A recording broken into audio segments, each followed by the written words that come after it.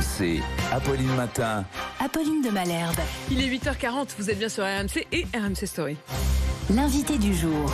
Et l'invité du jour ce matin, c'est vous, Olivier Kempf. Bonjour. Bonjour. Vous êtes général, vous avez servi au Koweït, en ex-Yougoslavie, en Côte d'Ivoire, au Tchad. Vous avez participé aux opérations de l'ONU, de l'OTAN et vous avez d'ailleurs au sein de l'état-major de l'OTAN. Vous êtes aujourd'hui expert en géopolitique globale, consultant défense pour BFM TV. On va revenir sur la situation de l'armée aujourd'hui, mais d'abord la situation de ce défilé. On a entendu tout à l'heure le parti pris de certains qui estiment que ce défilé il est ringard, que c'est martial, que c'est excessivement martial de continuer à repasser ainsi en revue les troupes.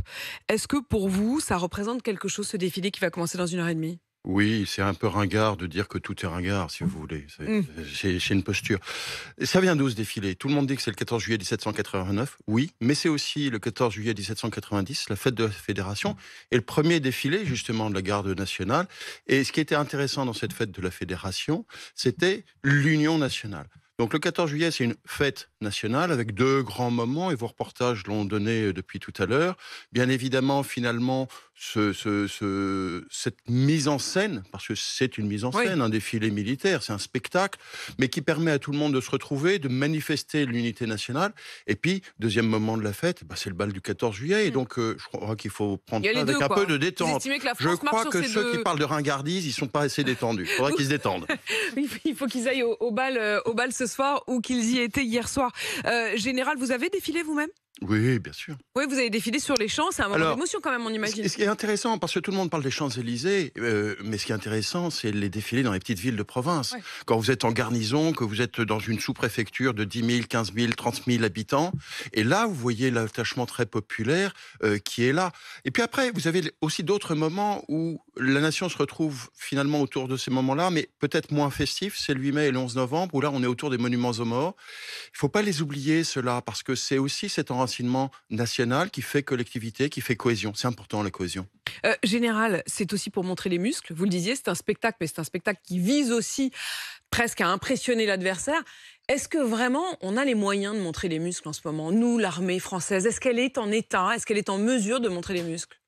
Oui, et on va revenir sur la loi de programmation militaire probablement. Oui, sachant qu'elle est en train de remonter en puissance. Après, est-ce que elle pourrait tenir un combat comme font les Ukrainiens aujourd'hui ? Probablement pas dans l'état actuel des choses. Et d'ailleurs, les Ukrainiens ont un service militaire. Nous avons une armée professionnelle. Il faut bien constater que là où l'armée devrait intervenir, où que ce soit, ça serait pas à nos frontières. Ça serait très probablement quelque part à l'extérieur. Aujourd'hui, nous avons des troupes en Roumanie, nous avons des troupes en Lituanie, nous avons des troupes en Afrique et au Proche-Orient, au Liban. Donc nous avons des troupes qui sont très dispersées et c'est compte tenu de cette dispersion, de cette distance qu'il a fallu bâtir un modèle d'armée tel qu'il est aujourd'hui. Un modèle d'armée qui est quand même questionné aujourd'hui, au minimum sur la question de ses ressources.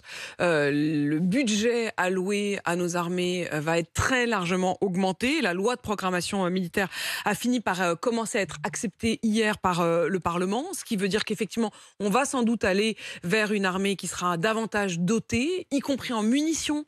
Je voudrais commencer par là parce que ça a été une des inquiétudes au moment où la guerre en Ukraine a commencé à éclater et que chacun s'est penché sur la question. Il y a eu cette alerte, notamment de l'ancien chef d'état-major des armées, Pierre de Villiers, qui dit si on devait vraiment faire face à une guerre, on n'aurait que quelques jours de munitions. Alors, c'est une loi de programmation de réparation, c'est une deuxième loi de programmation de réparation, disons les choses telles qu'elles sont. On sort d'une qui a été intégralement honorée, ce qui est rarissime. Je crois que c'est la première depuis la première loi de programmation des années 60 du général de Gaulle. On vient après, finalement, 25 ans de guerre froide où on a coupé dans les budgets, disons les choses. Et donc, on est dans une deuxième loi de programmation qui fait tout un tas de choses qui ne sont pas forcément très visibles, mais qui donnent, ce que disent les chefs d'état-major, d'ailleurs, qui donnent de la cohérence. Quand vous parlez de munitions, ça en fait partie. On peut aussi parler de la maintenance, c'est-à-dire du potentiel, et donc de la capacité d'entraînement des troupes. Quand vous allez dans un régiment aujourd'hui, vous avez finalement des gens qui disent on n'arrive pas à s'entraîner parce qu'on n'a pas assez de potentiel pour travailler sur nos chars, nos engins blindés, etc. Là, on va avoir les moyens, ils vont pouvoir se réentraîner. Et donc, du coup, ça va permettre d'augmenter finalement la fidélisation de nos soldats, qui est un sujet important. Avec cette loi de programmation militaire qui court donc jusqu'en 2030, avec 413 milliards d'euros sur 7 ans, on dit que l'armée française est la plus grande et la plus complète d'Europe. Est-ce que c'est toujours le cas ? Oui, à certains égards. Avec, cela étant, des évolutions qui sont en train de se faire jour chez nos partenaires. Je prends l'exemple de la Pologne, par exemple, qui fait des acquisitions énormes. Par exemple, ils viennent de passer commande de 1000 chars, ce qui est absolument énorme. Cela étant, leur situation stratégique est différente. Ils sont en bordure quasiment de la Russie et ils n'ont pas l'arme nucléaire. Nous avons une armée qui est finalement ce qu'on appelle un modèle d'armée complet, qui, en plus, on regarde l'armée conventionnelle, mais il faut bien voir qu'elle est appuyée, elle est épaulée sur une dissuasion nucléaire et que dans les 413 milliards d'euros, il y a aussi à payer cette dissuasion nucléaire, sachant que les deux se complètent. Je veux dire, le conventionnel et le nucléaire sont finalement bien intégrés. Et donc, on a d'abord ce modèle complet, et puis surtout, on a une expérience opérationnelle qu'on est les seuls à avoir en Europe. Sauf les Ukrainiens maintenant. Évidemment. Olivier Kempf, justement, ils sont en bordure de l'Europe, un pied dedans, un pied dehors, les Ukrainiens. Ils auraient aimé intégrer l'OTAN de manière beaucoup plus nette, beaucoup plus claire. Le sommet de l'OTAN à Vilnius, en Lituanie, vient de se terminer.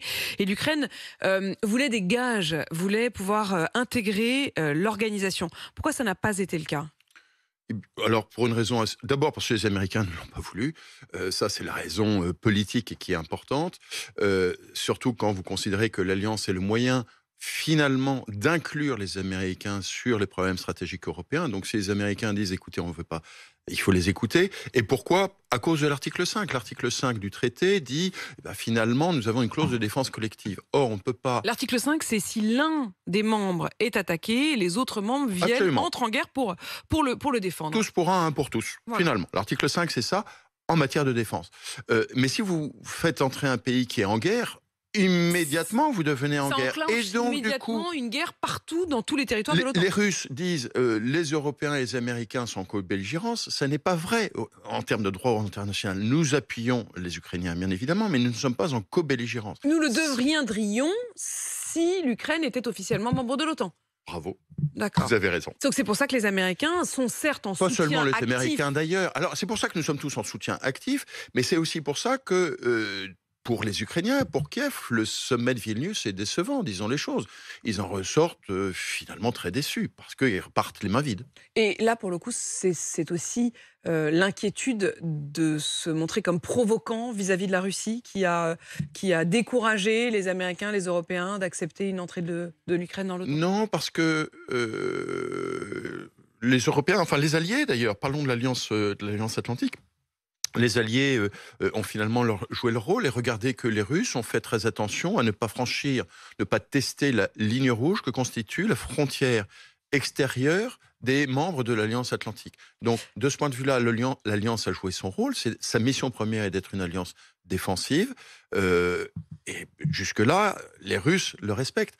Toute la question, c'est l'Ukraine ne fait pas partie de cette alliance. Je voudrais qu'on parle des moyens que l'on envoie effectivement en soutien à l'Ukraine. La France a envoyé des missiles longue distance. D'abord, de quoi s'agit-il ?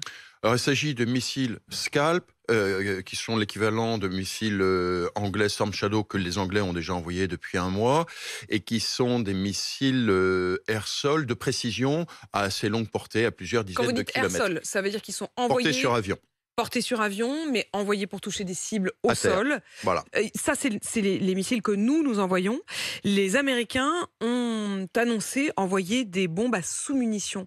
Ça, c'est quand même un peu un tournant, parce que c'est des bombes sales.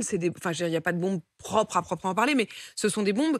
nous-mêmes, nous avons beaucoup de distance par rapport à cet usage. Alors... il y a un traité international, l'interdiction des bombes à sous-munitions. La France, l'Angleterre, enfin les pays européens, la plupart des pays européens l'ont signé. La Russie ne l'a pas signé, l'Ukraine ne l'a pas signé, les États-Unis ne l'ont pas signé. Donc finalement, ils sont cohérents avec leur position internationale. Les Russes utilisent des bombes à sous-munitions depuis le début, et accessoirement, plus exactement, principalement, l'Ukraine est en guerre avec la Russie. Et nous devons les aider. Et l'Ukraine a un problème aujourd'hui de munitions, de ce qu'on appelle le rapport de feu. C'est-à-dire que l'artillerie russe, aujourd'hui, jette plus d'obus sur le front que l'artillerie ukrainienne, dans un rapport de 1 à 3. Donc les Européens, depuis le début de la guerre, fournissent du matériel, fournissent du renseignement, fournissent tout un tas de choses, mais fournissent aujourd'hui des munitions. Ce problème, c'est qu'on a vidé les stocks. On n'a plus de stocks et le dispositif industriel met énormément de temps en Europe et aux États-Unis à se relancer. Et donc, on n'attend pas avant 2024-2025 d'avoir des volumes suffisants.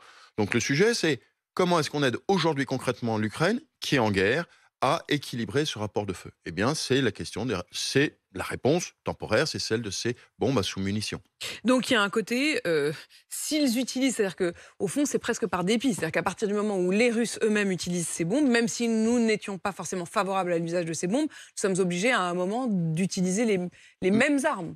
Madame, la guerre c'est mal. Excusez-moi, je vous l'ai rappelé, mais je le dis, oui, c'est pas bien. Et c'est d'ailleurs pour ça que la France a signé ce traité en disant on va essayer et pour ça que nous avons des conventions de Genève. C'est-à-dire qu'après les expériences du XXe siècle, nous avons essayé d'avoir un droit international, un droit de la guerre qui encadre et qui essaye de limiter les désastres. Grand 1. Grand 2, la guerre c'est mal. Enfin, malheureusement, tous les professionnels, tous les professionnels vous le diront parce que eux, ils l'ont vécu de près. Je veux dire, moi, je suis anti-guerre aussi parce que je l'ai vu un peu de près. Bon, et pour mais autant, cela étant, quand il faut la faire, il faut la faire. Les Ukrainiens la font. Et donc, comment on fait? Eh bien, effectivement, on utilise des armes. C'est pas bien, mais c'est aussi la façon pour eux de résister et d'éviter que les Russes progressent. Merci infiniment, Général Olivier Kempf, d'avoir pris le temps ce matin du 14 juillet. Je rappelle que donc vous êtes général, que vous-même vous avez servi, vous avez quitté le service actif et vous êtes aujourd'hui donc dans la deuxième section des officiers généraux.